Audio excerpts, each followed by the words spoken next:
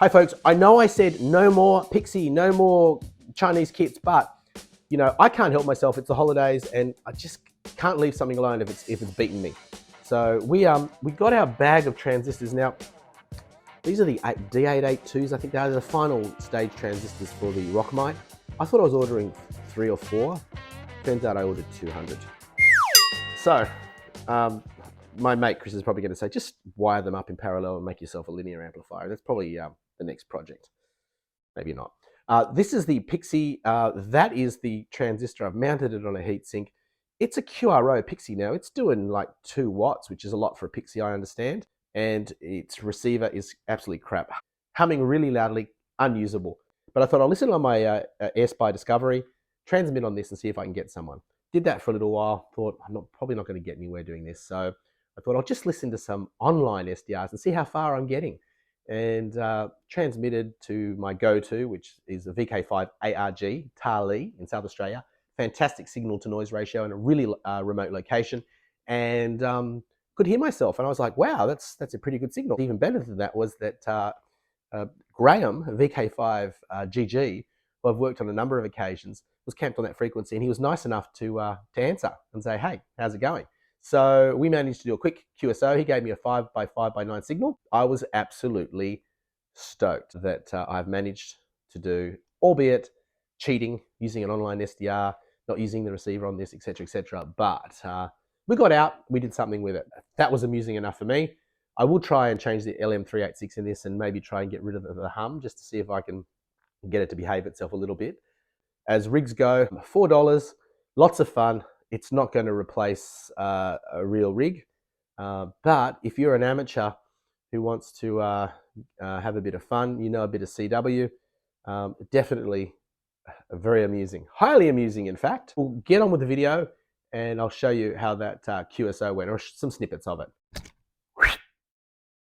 So the hum we're hearing, when I plug into Shack Audio, not as bad. It's still not good, but it's not terrible. But on the headphones, we have a really bad hum. Now, I am strongly suspecting that is something to do with the LM386 and the lower impedance. So we're going to have a fiddle, see if we can improve this situation.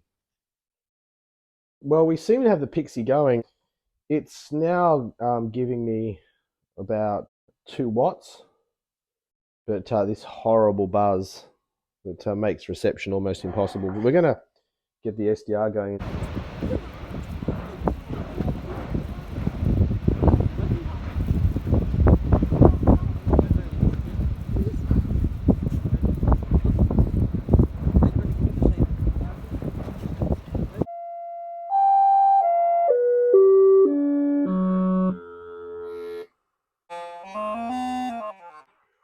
Here goes nothing.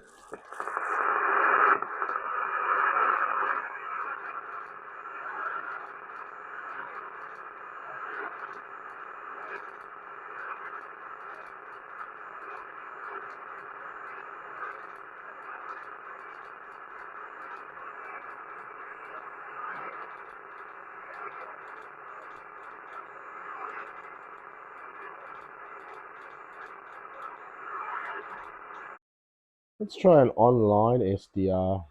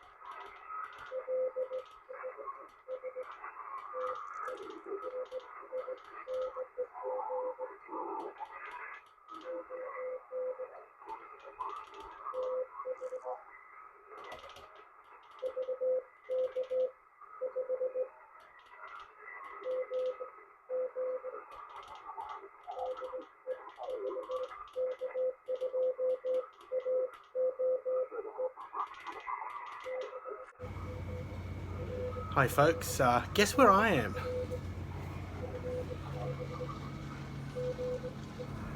I am in beautiful Vanuatu, and I just thought I'd quickly let you know, you probably noticed that the sending of CW in this video is very staccato, and there's a reason for that.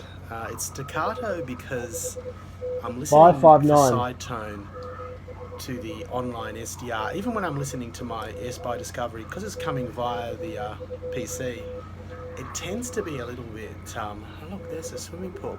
It tends to be a little bit delayed. It just really puts you off. So normally when I'm operating this system and I'm using an online SDR or my own SDR, I normally just hit mute on it so that I can't hear it.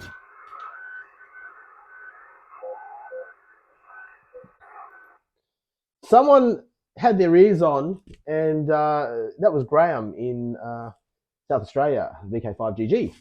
And we managed to do a QRP transmission. Admittedly, we were cheating.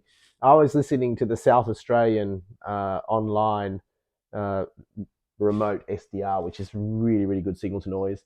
It would have been interesting to see whether I could hear him at this end, but chances are, although he was hearing me at his end quite clearly, I got a 5x5x9.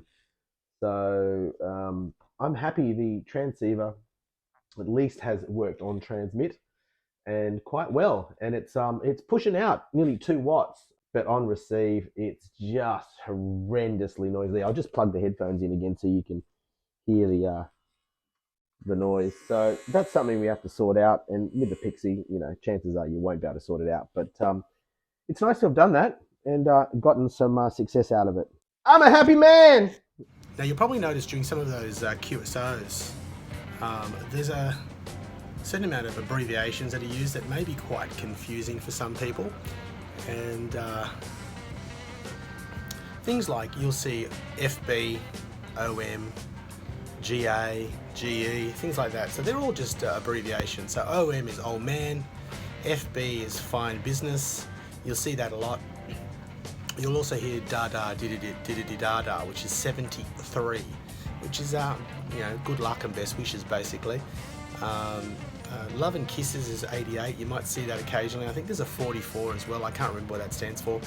And you'll see a lot of people referring to like Qs, like QSO, which is part of the Q code, which is something that for commercial Morse communications from ship to shore and whatnot, and general telegraphy, the Q code was used as a way of abbreviating common phrases and common things that needed to be said. So especially for a ship at sea, you could talk about changing course, sending a telegram, asking for a radio telephone channel, all that sort of stuff via the Q code. So even ships that were from different countries would be able to use the Q code to communicate for all operational concerns for our ships at sea.